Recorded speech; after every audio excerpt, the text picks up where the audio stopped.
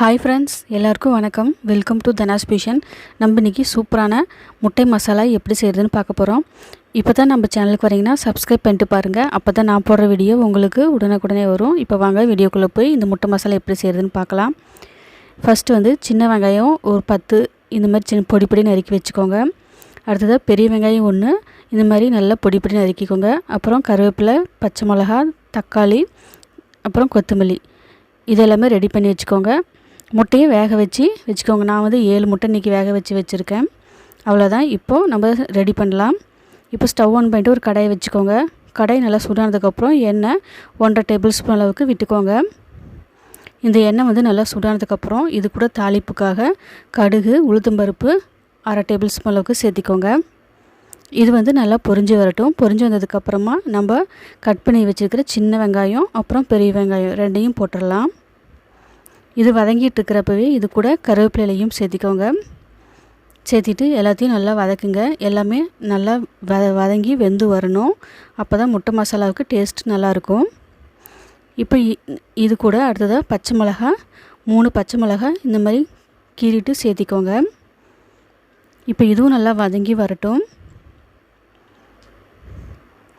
இப்போ ஓரளவுக்கு நல்லா வெந்து வதங்கி வந்திருக்குது. இந்த டைமில் நம்ம கட் பண்ணி வச்சுக்கிற ஒரு மீடியம் சைஸ் தக்காளி இது கூட சேர்த்திக்கோங்க. சின்னதாக இருந்தால் 2 சேர்த்திக்கோங்க. இப்போ இது எல்லாத்தையும் சேர்த்துட்டு நல்லா வதக்குங்க. இப்போ இந்த தக்காளியும் வெங்காயம் நல்லா வதங்கி வரட்டும். தக்காளி நல்லா சீக்கிரமாக நல்லா வதங்கி வரதுக்காக உப்பு ஒரு 1/4 டீஸ்பூன் அளவுக்கு சேர்த்திக்கோங்க. இது சேர்த்துறப்போ சீக்கிரமாக நல்லா வதங்கி வந்துடும். இப்போ இந்த தக்காளி நல்லா தொக்கு மாதிரி வதங்கி வரணும். அப்போ தான் இந்த முட்டை மசாலாவுக்கு டேஸ்ட் நல்லாயிருக்கும். இந்த மாதிரி நல்லா வதங்கி வரணும். இப்படி வதங்கி வந்ததுக்கப்புறமா நம்ம மற்ற மசாலா பொடியெல்லாம் சேர்த்திக்கலாம். இது கூட மசாலா பொடின்னு பார்த்திங்கன்னா மஞ்சத்தூள் ஒரு 1/4 டீஸ்பூன் அளவுக்கு சேர்த்திக்கோங்க. அடுத்ததாக தனி மிளகாய்த்தூள் 1 டேபிள் ஸ்பூன் அளவுக்கு சேர்த்திக்கோங்க. அடுத்ததாக தனியா பவுடர் 1/2 டேபிள் ஸ்பூன் அளவுக்கு சேர்த்திக்கோங்க. சேர்த்திட்டு இப்போ இது அடுப்பு லோ ஃப்ளேமில் வச்சுட்டு நல்லா வதக்குங்க. எப்பயும் மசாலா சேர்த்துறப்போ அடுப்பு லோ ஃப்ளேமில் வச்சுக்கோங்க. இல்லைன்னா மசாலாலாம் கரிஞ்சு போயிடும்.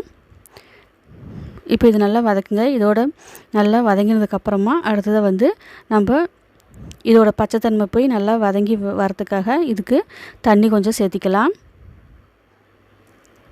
தண்ணி ஒரு 1/2 கப் அளவுக்கு சேர்த்திக்கோங்க. இது சேர்த்ததுக்கப்புறம் நல்லா மீடியம் ஃப்ளேமில் வச்சு இது நல்லா வேக விடுங்க. இப்போ இது நல்லா வெந்து நல்லா வரட்டும். பாருங்கள், இந்த மாதிரி நல்லா வதங்கி வெந்து வந்திருக்குது. இந்த கன்சிஸ்டன்சி இருந்தால் தான் தொக்குக்கு நல்லா டேஸ்ட்டாக நல்லாயிருக்கும். இப்போ நம்ம முட்டையெல்லாம் இந்த மாதிரி கட் பண்ணிவிட்டு சேர்த்திக்கோங்க. மஞ்சக்கருவு தனியாக எடுத்து வச்சுக்கோங்க. ஃபஸ்ட்டு வெள்ளைக்கருவு சேர்த்திட்டு நல்லா வதக்குங்க. உப்பு இப்போ தேவையான அளவு பார்த்துட்டு சேர்த்திக்கோங்க. இப்போ இதெல்லாம் மசாலா கூட சேர்ந்து வர மாதிரி நல்லா வதக்குங்க. இப்போ இது வதங்கிட்டு இருக்கிறப்பே அடுத்ததாக இந்த மஞ்சக்கரு 3 நான் இன்றைக்கி சேர்த்திருக்கேன். உங்களுக்கு எத்தனை சேர்த்தணுமோ அத்தனை சேர்த்திக்கோங்க. நான் இன்றைக்கி 3 தான் சேர்த்திருக்கேன். இதையும் சேர்த்துட்டு நல்லா வதக்குங்க.